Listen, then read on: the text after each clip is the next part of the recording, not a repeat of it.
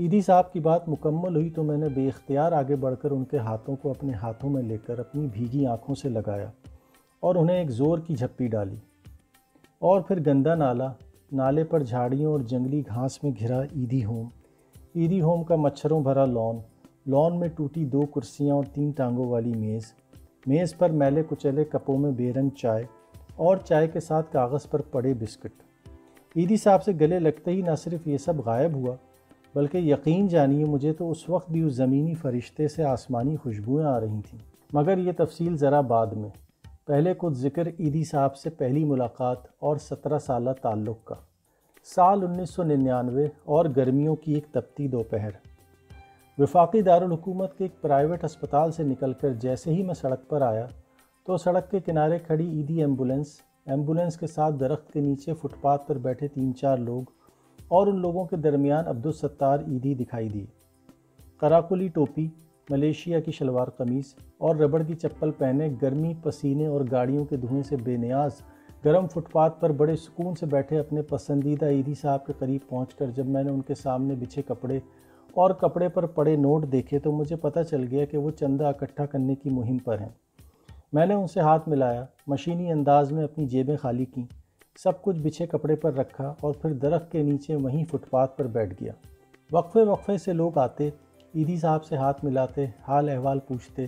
اور حسب استطاعت پیسے دے کر چلے جاتے۔ تھوڑی دیر بعد جب ایک خاتون پیسوں کے ساتھ جوس کے ڈبے اور پانی کی بوتلیں بھی دے گئیں تو اپنے ارد گرد بیٹھے لوگوں میں پانی اور جوس تقسیم کرتے کرتے عیدی صاحب نے جوس کا ایک ڈبہ میری طرف بھی بڑھایا۔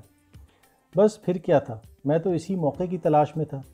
پہلے تو میں نے جوس کا اتنی بار شکریہ ادا کیا کہ عیدی صاحب میرا شکریہ ادا کرنے پر مجبور ہو گئے۔ پھر 2-4 باتوں کے بعد لوہا گرم دیکھ کر جب میں نے انہیں آہستہ سے یہ بتایا کہ میرا تعلق صحافت سے ہے تو نہ صرف انہوں نے مجھ سے بات چیت شروع کر دی بلکہ ان کے لہجے میں اپنائیت آ گئی اور کچھ دیر بعد وہ اٹھ کر میرے پاس ہی آ بیٹھے۔ اب میرے سوال تھے اور عیدی صاحب کے جواب، اور ان جوابوں میں طرح طرح کے قصے اور کہانیاں۔ وقت کو ایسے پر لگے کہ عصر کی اذان ہونے پر معلوم ہوا کہ فٹ پاتھ پر بیٹھے بیٹھے 3 گھنٹے ہو گئے، اور وہ بھی دھوپ اور حبس میں۔ اب میں نے جانے کی اجازت چاہی تو عیدی صاحب بولے، تمہیں یہاں کے عیدی ہوم کا پتہ ہے؟ میں نے کہا ہاں۔ کہنے لگے کل فارغ ہو کر آ جانا، میں وہیں ہوں گا۔ اور پھر اگلی دوپہر عیدی ہوم کے برآمدے میں ایک معذور کے کپڑے بدلواتے عیدی صاحب کو جب میں نے سلام کیا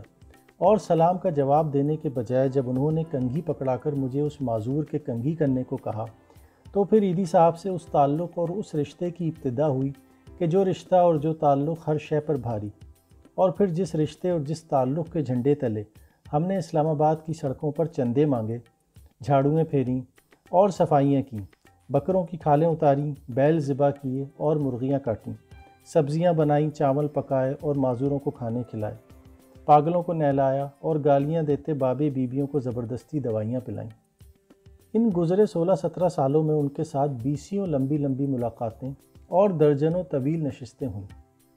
وہ اندر باہر سے درویش اور سر تا پاؤں عاجز، ان کی جو جلوت تھی وہی ان کی خلوت بھی، ان کے جو دل میں ہوتا وہی زبان پر بھی۔ انسانیت کو اپنا مذہب اور پاکستانی معاشرے کو بدچلن، بدنیت، اسکینڈل باز، چغل خور اور خود غرض کہنے والے عیدی صاحب کو کفر کے فتووں سے جان سے مار دینے کی دھمکیوں تک اور عیدی ہوم میں ڈاکہ پڑنے سے خود بستر مرگ پر پڑنے تک جہاں میں نے کبھی انہیں پریشان نہ دیکھا، وہاں کسی اعزاز، کسی ایوارڈ اور کسی کامیابی پر انہیں کبھی آپے سے باہر ہوتے ہوئے بھی نہ دیکھا۔ لیکن یہ بھی سچ کہ وہ منموجی اور موڈی، اور وہ بھی ایسے کہ اپنی شادی والے دن دلہن اور باراتیوں کو چھوڑ کر محلے کی زخمی بچی کو لے کر اسپتال چلے جائیں،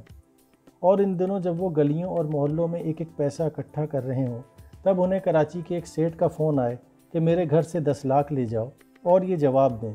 میں حضور کو سلام کرنے نہیں آ سکتا، اگر پیسے مجھے دینے ہیں تو اپنے پاس ہی رکھو اور اگر اللہ کو دینے ہیں تو بھجوا دو۔ خاص کو خاص، فکر کو فکر، خدمت کو خدمت، ضعیف کو ضعیف اور جھگڑے کو لفڑا کہنے والے عیدی صاحب جب موڈ میں ہوتے تو لاجواب کر دیتے۔ ایک دن بولے، پاکستان میں اب کوئی اور عیدی نہیں بن سکتا۔ میں نے پوچھا وہ کیوں؟ کہنے لگے عیدی بننے کے لیے انسان بننا ضروری ہے اور یہاں کوئی انسان بننے کو تیار ہی نہیں۔ ایک روز میں نے کہا کہ آپ نہا کر دھلے کپڑے پہنا کریں تاکہ ہم بھی آپ کے قریب بیٹھ سکیں۔ جواب ملا، میں ایسا اس لیے کہ تم جیسے دور رہیں۔ ایک بار ان سے باسی روٹی اور ڈبل باسی دال کھا کر جب میں نے کہا کہ الحمدللہ آپ کے کھانے میں سب کچھ موجود ہے سوائے ذائقے کے، تو بولے تم نے کبھی چکھا ہی نہیں، ورنہ الحمدللہ رزق حلال کا یہی ذائقہ ہے۔ ایک مرتبہ جب میں نے کہا کہ آپ ہیں بڑے چالاک، ایک طرف آنکھیں عطیہ کر کے ثواب بھی کما لیا اور دوسری طرف اوپر جا کر خود نئی آنکھوں سے نئی دنیا دیکھیں گے، جبکہ پرانی آنکھیں یہاں پرانی دنیا بھی دیکھ رہی ہوں گی۔ ہنس کر بولے، میمن کبھی گھاٹے کا سودا نہیں کرتا۔ اور پھر وہ شام تو میں بھلا ہی نہیں سکتا کہ جب میں نے ایدی ہوم کے لان میں بیٹھے ایدی صاحب سے پوچھا، زندگی کا کوئی ایسا واقعہ جو آپ کبھی بھلا نہیں سکتے؟ اپنے سر سے مچھر اڑا کر وہ تھوڑی دیر سوچ کر بولے، ایک بار مجھے پتہ چلا کہ کراچی کے ایک نالے میں بوری بند لاش پڑی ہے، لیکن چونکہ نالا ٹٹیوں اور پیشابوں والا ہے لہٰذا کوئی یہ لاش نکالنے پر راضی ہی نہیں ہو رہا۔ میں ایمبولنس لے کر وہاں پہنچا، کپڑوں اور جوتوں سمیت نالے میں اترا، ٹٹیوں پیشابوں میں گلے گلے تک ڈوب کر بوری نکالی اور پھر اسے ایدی ہوم لا کر جب کھولا تو اندر سے مردانہ لاش کے 50 وہ ٹکڑے ملے کہ ہر ٹکڑا ایسا گلا سڑا ہوا کہ اگر ذرا بھی ہاتھ سخت لگ جاتا تو ٹکڑے کے مزید ٹکڑے ہونے لگتے۔ خیر، جس دن میں نے ان ٹکڑوں کو غسل، کفن اور جنازے کے بعد دفنایا، اسی رات مجھے خواب میں آیا کہ میں ایک میدان میں پیشاب اور ٹٹیوں سے لتھڑا کھڑا ہوا ہوں کہ اچانک آسمان سے نورانی چہروں